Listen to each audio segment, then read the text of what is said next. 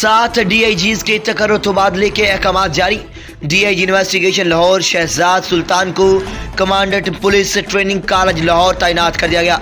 DIG tele communication and transport Punjab Shariq Jamal को DIG investigation Lahore तैनात कर दिया गया। तैनाती के मुंतजिर अहमद अरसलान मलक को DIG tele communication and transport Punjab तैनात कर दिया गया।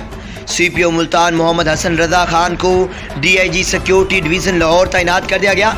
DIG सिक्योरिटी डिवीज़न लाहौर महबूब राशिद मियाँ को CPO मुल्तान तैनात कर दिया गया।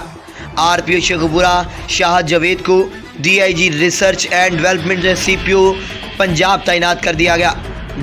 डिप्टी कमांडेंट पंजाब फारुखाबाद इनाम वहीद को RPO शेखपुरा तैनात कर दिया गया। नोटिफिकेशन जारी कर दिया गया। नोटिफिकेशन आप वर्ल्ड वाइज की स्क्रीन पर मुलाहिजा कर सकते हैं।